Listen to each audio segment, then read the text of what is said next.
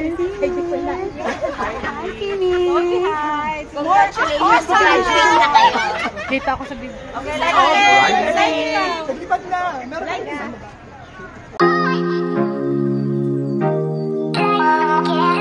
Masayang gumala si Kim Chu sa Taiwan kung saan ay nagpapalipad ito ng mga lobo, at dapat ang lobo na iyon ay may nakasulat na isang wish, kung saan ay naging traditional na ito sa Taiwan, kasama nga ni Kimi ang kanyang mga kasamahan sa naturang gala, at mukhang nag-enjoy naman si Kim, sa naturang lugar nga ay may mga fans na naghihintay para makapagpa-picture.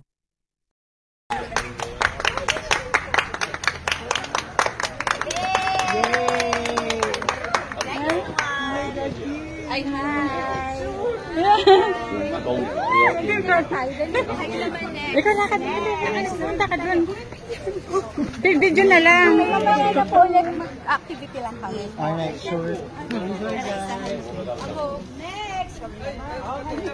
Okay. Sa isang interview naman ni Kim Chu, ay kinumpirma niya kung gaano kasuportado ang kanyang boyfriend na si Paolo Avellino at ang kanyang mga kasamahan sa linlang. Narito panoorin. Ako kagabi, sabi ko, Diyos ko, tatuloy ko pa ba to? Kasi kinakabahan talaga ako. Pero being nominated sa Content Asia Award, sobrang panalo na talaga yun. Full support ang co-actors at katrabaho ni Kim sa linlang, kabilang na si Paolo Avellino.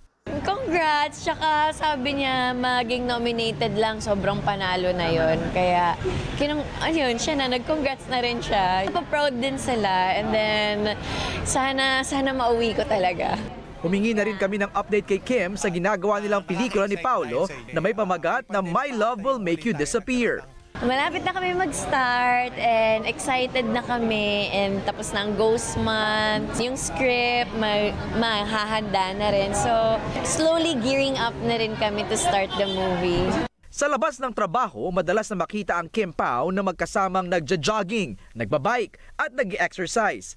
Kaya natanong kay Kim kung totoo ba ang sasali sila ni Paolo sa isang duathlon. Hindi totoo yun, nagkataon lang na nag-enjoy din siyang mag-bike, tsaka nag-enjoy din siya mag-run.